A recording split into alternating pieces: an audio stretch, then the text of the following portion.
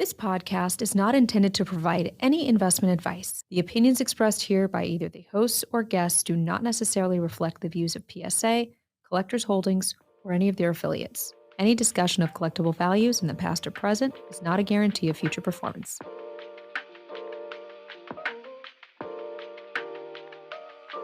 All right, welcome back to another episode of the PSA Pod. We're back with the COR score episode for the week. Ryan, Jack, Chris. We had fun with this last week, even though Drew, our producer over there, was just staring daggers at us as we took our shots at Zion. We're switching to football this week, though. Yeah. So, you know, we got to go with the man of the moment. And today, entering the algorithm, it's going to be Buffalo Bills star quarterback Josh Allen. I think this is going to be a really fun one because I think there's going to be some extremes here. I got that gut feel. But we're going to jump in. You guys ready? Let's rock and roll. As we've mentioned before, the COR score, we've got the 11 categories here. We're going to calculate them out, score them as a group, and then we'll have the weighted COR score at the end. Josh Allen, probably the best team in the AFC right now, the Buffalo Bills. So let's start. First category, winning. Where are you guys putting them right now on that scale of -10 to +10? Around like a 3 or so. Limited playoff success, pretty strong regular season success, but hasn't won it all. And it's certainly not a negative. It's floating around 0, just a few points above that. I'm at a 3 personally. I won't disagree with the 3, but he hasn't really broken out of Lamar Jackson territory yet. I mean, he's made it to the second round. Has to get himself out of Mahomes' shadow. Has to put together a spectacular regular season. He's had some really good ones, but they've always sort of been plagued with shortcomings here or there, bad stretches here or there. So I like 3. We can settle on that for this one. Yeah, I'm good with 3. In my notes for this, I said that I feel like him winning a title eventually in Buffalo almost carries more weight than in so many other markets because of the passionate fan base, the history of the Bills falling short in the postseason, but he hasn't won yet. He's got to get over the hump before we can really give him the big score. So I think a 3 is pretty fair here. All right. So number 2, this one's going to be interesting. Market. Plays in Buffalo. How you scoring the market? This might be controversial. Oh, no. But I think it might be like a 10. Ooh. Because people in Buffalo love the Bills. Like, love the Bills. When you said this is going to be controversial, I thought you were just about to rip Buffalo. So I'm pleasantly surprised here. I mean, I'm not trying to make any enemies. I've got like mad respect for Buffalo Bills fans. The fact that they go out as they do in that level of weather and love that football team as they do is incredibly impressive.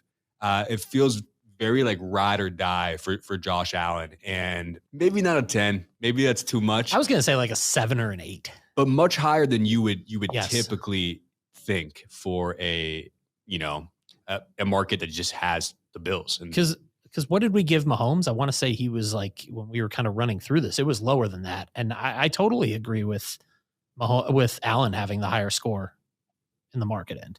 Well, none of us want to be on the other side of the Bills Mafia. No. So I definitely see a case for giving them a strong score. I can get on board with the 7 here. Yeah, I think a 7 is really fair here. I love to say this, like the Bills Mafia travels. Like they travel everywhere. And I know everybody always talks about their fan base being like really strong travelers. I think a lot of these other fan bases, like the Steelers and the Cowboys, they just have fans everywhere. The Bills don't. Their fan base travels. It's rabid. And like I said, when he wins a title, like the world's going to shake. It's a nice segue to fan loyalty because I think that also might be a 10. Bills Mafia scares me, and I'm terrified of them. So perhaps that is causing some of this. But I really do feel like the amount of I don't know the stats offhand, but I feel like out of all the fan bases, there's probably more Josh Allen jerseys at Bills games than any other player at any other stadium. Like he's so tied into the community and they've embraced him so much.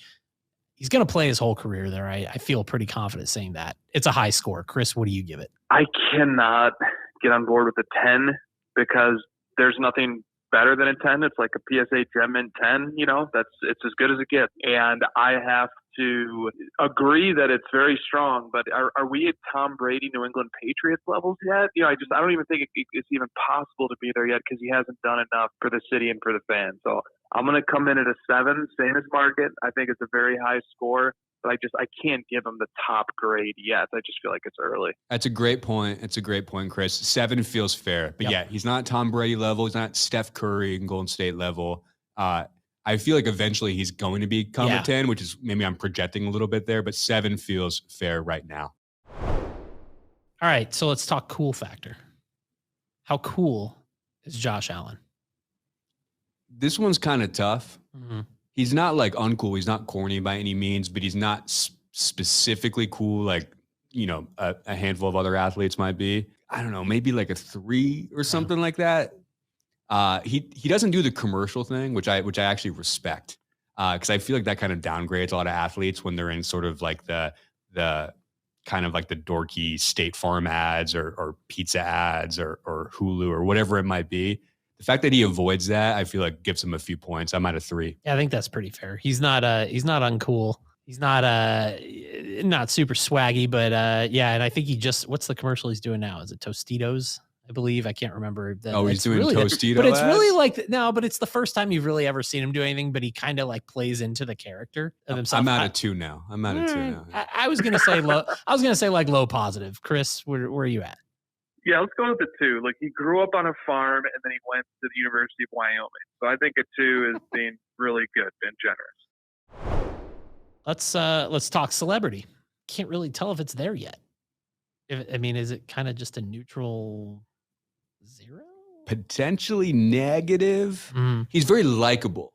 And yes. I feel like people really like him. I'll share a really quick story. I heard Matthew Berry, who was formerly at ESPN, like a fantasy football expert, but he shared a story one time about going to one of the training camp media days for all the rookies.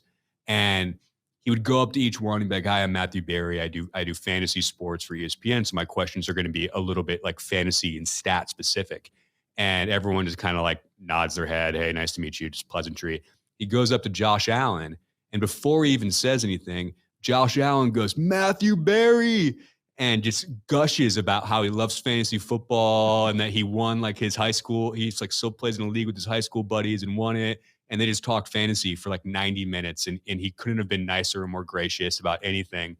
And ever since I heard that story, I've seen him like in other spots. I just feel like people really like him. Mm-hmm. Whether they're a super famous, like a Jimmy Kimmel type person, or just like a sideline reporter or whoever it might be. I feel like people really like him. So I think his celebrity, maybe about like a 2 or 3, but he's not a household name. He's wholesome. Yeah, I reading between the lines, what Jack is saying, or at least what I'm taking away from it, is that those who know, those who are involved in analyzing football at the professional level are very high on him, and that his name reverberates in circles of people who study the game of football. So, former NFL quarterback and throwing coach Jordan Palmer said he's the most physically talented player to ever play the quarterback position. He's compared to John Elway, Favre, Cam Newton. Like people who really, make it their livelihood to know football are extremely high on this guy. And so when his name comes up on TV shows and in podcast segments, it's uttered with a lot of respect. But I don't think that his name is, traveling across the youth airwaves and getting people excited to be just like Josh Allen or, to make a topical dress up as him for Halloween. I don't think he's cracked into that echelon yet, but he has a lot of respect on his name among, the people who are familiar with his talent set. So low positives, 2, something like that, I'm comfortable with. We're going to call it a 2. This one's going to be interesting. Career arc. Now we're getting back to more of the on-field stuff. I find his to be very interesting. I think he's really like on the precipice right now of breaking through and being a year-over-year Super Bowl contender in that Mahomes vein. And I give him a little bit of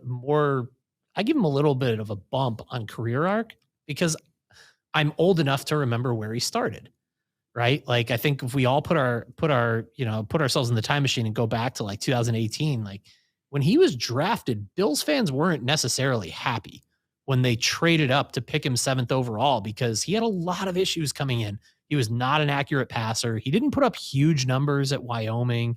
Like, he was a very raw project. And even in the first year and a little into year 2 of his NFL career, the accuracy issues persisted. You know, if you remember back in 2018, there were people being like, well, we already have a better quarterback in Tyrod Taylor. Like that. So look at how far he's come now, because accuracy issues with quarterbacks are not something that easily get corrected. Like, in a lot of cases, you either have it or you don't. And his not only corrected, but they corrected at the highest level of football. Like, that's pretty impressive. Very. I mean, in 2018, hobbyists were trying to keep Josh Allen and Josh Rosen's names correct. Everybody was getting it backwards. He's still so young, and he's at a pretty interesting point in his career where he has enough under he's accomplished enough already that people feel more comfortable kind of like jumping into his cards, but he's still so young. The ceiling is so high, and there's still so much more to grow with him. I mean, it's got to be high, what, like an 8? I was going to say like an 8 or a 9. Okay, this is where we diverge. I'm going to give it like a 3. Ooh. And for a couple of reasons. Number one, he's already accomplished quite a bit, I think, which speaks to, you know, the good fortune of being drafted into a team that already was, you know, a perennial playoff team. And then he definitely took him to the next level. But his career record's 45 and 23. That's an incredible 66 win percentage. That's going to be very difficult to sustain projecting into the future. His playoff record is 3 and 3. You know, which is good. You know, to have a 500 playoff record is good. But he's already had several shots in key moments in the playoffs, and he's come up short against Mahomes twice. So I just look at in the totality here of where this career arc can go, and it does have a small but realistic chance of doing some really special things. But it's football. You know, you're out. Your season's over on any given Sunday. I feel like he's had a lot of chances already. I'm not as high in his career arc as others might be. I'd probably give it like a 3. So where do we settle this one? Maybe call it like a 5. Yeah, I'd feel comfortable with that. I think the areas with Josh Allen where I have to keep reining myself back in is doing a lot of projecting, because it just looks so clear as day. But I'd feel pretty comfortable there. I mean, and that's part of collecting. And maybe this is something we course. can kind of standardize too, just based on like what sport it is and what year it is. He's in his 4th season right now? Fifth Season right now. Yeah. And, you know, he's still so young, and there's still so much unknown, and the unknown fuels the hobby in a big way. We're going to settle it at a 5 right now and move on. So next up, this is the wheelhouse, right? Talking about his cards. Josh Allen's cards. Where are you scoring this? I really like Josh Allen's 2018 Prism cards because the silvers were so hard to hit. Yeah. And the population is incredibly low. So I would say pretty high. He's got all the big flawless cards and national treasures. I would say maybe like a 6 or a 7. I'm going to come in at an 8. I think 2018 across all sports is the most important draft class of at least the last 5 seasons, including 2023. I think for football, 2017 is more important because it's anchored by Mahomes. There's just such a deep class. But 2018, you have Saquon, you have Lamar, you have Josh Allen, and then you have the Trae Young, Luka Doncic, Shai Gilgeous-Alexander, Jaren Jackson Jr., et cetera, draft class for basketball. I think there's so much nostalgia that's going to be attached to that 2018 year of products.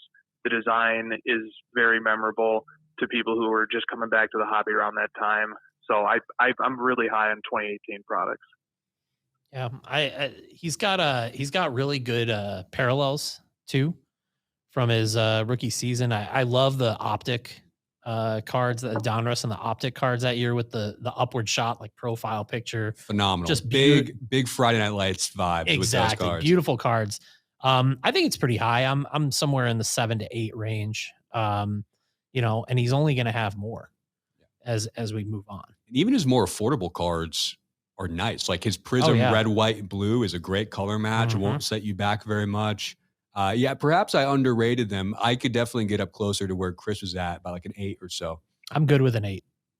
So Josh Allen is locked in. We're giving the Cards an 8. 2018, dude. I mean, even in baseball with Ohtani, with Soto, it's a Acuna, great card. Like my goodness, what a year! If there's a year I could go back, like in the last decade, and just buy a bunch of wax, that'd be a tough one to compete with. This one's pretty easy, right? Position 10 quarterback. Moving on. Yep. Well, we're gonna score him a 10. Obviously, it's not only is quarterback the position in football, but he's one of the best. So easy score there. Let's tie it with highlights. It's got to be pretty high. Mm-hmm. I don't know, maybe like 5 or 6. He's got a big arm, and the fact that he runs and kind of bulldozes people as he does and magically never gets hurt is very watchable. But obviously not as flashy as like wide receivers and you know, high flying dunks and that level of thing. So like a 5, 6 is kind of where I'm at with it. Yeah, same. I think you know, he's made the quarterback hurdling defenders pretty iconic too. I know during the Sunday night broadcast they showed there's a street in Buffalo, in North Buffalo, called Hurdle Street. It was actually spelled like Hurdel, I think, and they renamed it Hurdle. And above the street sign, there's a giant cutout of Josh Allen hurdling the street sign. Like, that's pretty cool. He's made that, and like quarterbacks delivering stiff arms, you know, pretty big. But I mean, nothing iconic that stands out as like the OMG highlight. So I think a decent, like in the 5 to 6 range, feels pretty good. Yep. Let's go with 5. You know, he's not as spectacular to watch in the open field as Michael Vick. He's not going, you know, horizontal to the ground like Mahomes did in the Super Bowl. So I give him a 5, and he has those 2 hurdles. He's got multiple highlights of him hurdling defenders, lunging at him to prevent a first down. So we got to give him something. We can give him a 5. All right. Well, we just talked highlights and we talked about him hurdling guys, and that's pretty risky. So let's transition naturally to injury risk. So here's the thing. It should be high. Yeah. It should be high or negative in the way that we're scoring this. But he's kind of unbreakable. And I swear, I really hope I'm not jinxing him or anything like that. But I would say it's got to be negative just because of the way that he plays, but not as negative because he's proven to be so resilient to injury despite the level of hits he takes. I'm at like a -3. Yeah, I think that's actually the perfect score because, you know, in my notes here, I you know, quarterbacks are so protected, but it's almost like he eschews those protections. Like he casts them to the side, and I get major like Cam Newton vibes, where Cam, like, you know, he played that appealing, like bulldozing style for a big giant quarterback, but his body took a toll as you know, as part of that. Now, I think Josh protects himself a little bit better, but yeah, I think you still got to trend to the low negatives. Yep, exactly right. Low negatives. The quarterback position itself is just, you know, it's a football position. It's got some level of danger built in. And, you know, look, I mean, Cam Newton is as great of a player as he was, went to the Super Bowl, won an MVP, all-time leader in rushing touchdowns at the position, like very special player, but his career ended way too soon because of the style of play, and Josh Allen is very much a risk for that. So -3, I'm somewhere around there. Yeah, I think that's pretty fair. And lastly, reputation. We've kind of touched on this already. But, you know, how do you think he's viewed? People like him. He's a farm boy, you know, like he's got this really sort of like blue collar, likable feel to him that I think people across the US really relate to and like, because he isn't, you know, he's not necessarily dressing like super flashy, but it's not like in a dorky way. It's just like in a regular, like kind of blue collar guy way. And I think a lot of people like that, and they can sort of see themselves in him in a certain way. So I think his reputation should be pretty high. There's really nothing negative. Like people really don't have anything bad to say about him. I would like mid positives is kind of where I'm at right now. You know, he has the underdog story. For as much as he looks like Superman, it's easy to forget that he basically was not recruited out of high school. He went to a junior college and proved himself. He went to Wyoming. You know, he took the hard road to get there. And I think that's something that by and large, people as fans and as collectors can really connect with. His teammates love him too. Yeah. And I think as a quarterback, like that should factor in reputation in a big way, because you need to have the locker room respect to really succeed long term. And he certainly has it. All fair points.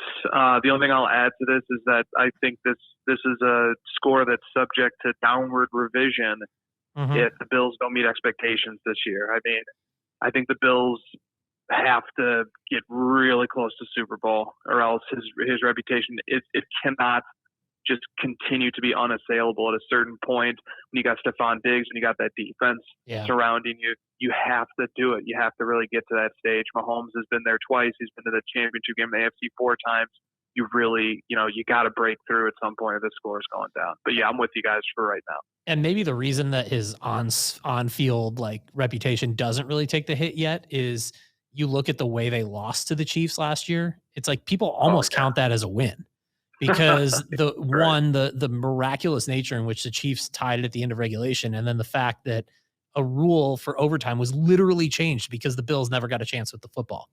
So 13 seconds. Yeah, exactly. So it's like people almost count that as a win in a lot of ways and don't really look at it as Josh Allen not delivering. But you're right.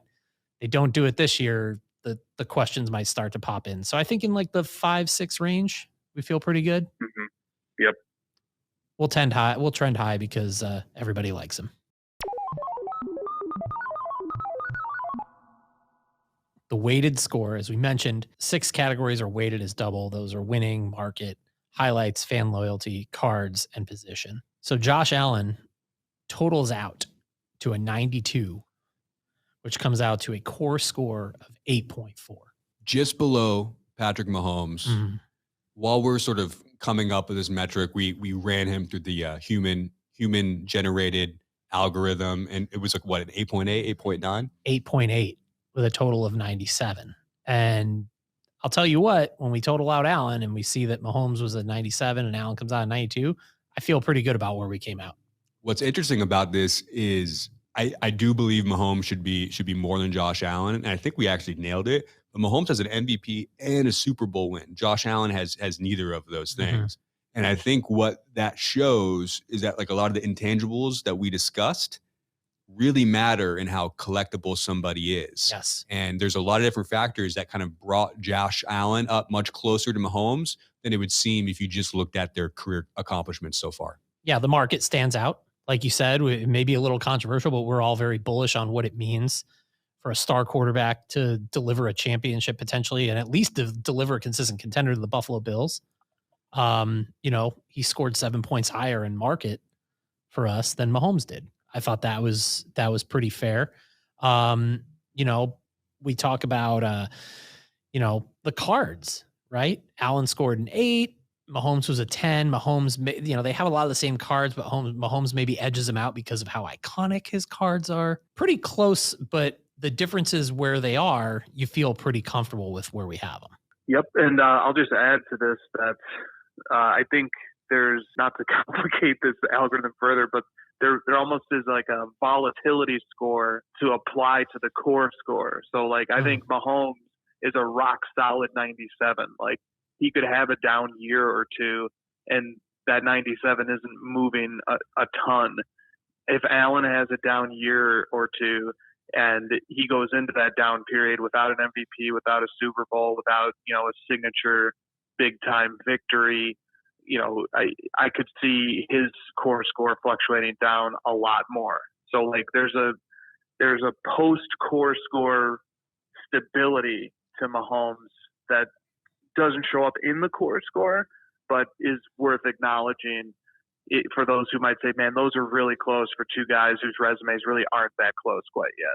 The rest of this year too, it might be interesting too, to revisit these two, or especially revisit Allen maybe midway through February this year, depending on how things shake out. Yeah, because if the volatility goes in both directions, if he rips off an MVP and or a Super Bowl this year, all of a sudden it's a whole different narrative yet again for Allen. And by the way, Allen has been one of the shining hobby stars of football.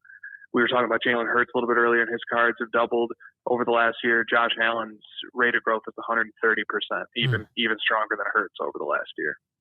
Wow. Well, we feel pretty good about where Josh Allen's at.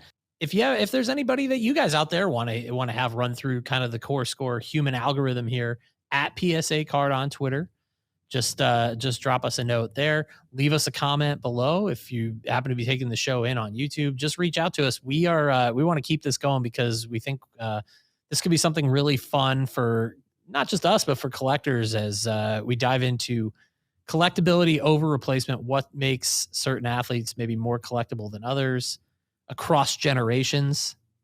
Anything surprise you with Josh Allen from our discussion? I mean, it felt pretty spot on. Mm-hmm. I feel what's interesting about Josh Allen is that I feel like a lot of people are in complete agreement with him. And I think when a lot of people are in complete agreement about someone, that makes him pretty darn collectible. Mm-hmm. So now I'm going to go start looking up some Josh Allen cards because I own none. And this conversation definitely made me want to look into it a little bit, even though I'm a little late to the bus. And now you made the Friday Night Lights reference on the Optic rookie. And I can't stop thinking about it. Great Optic rookie too. Josh Saracen, quarterback of the Buffalo Bills. QB1. All right. Well, for Jack, Chris, I'm Ryan Green. We will be back with more next week on the PSA Pod. Thank you for taking the time to join us.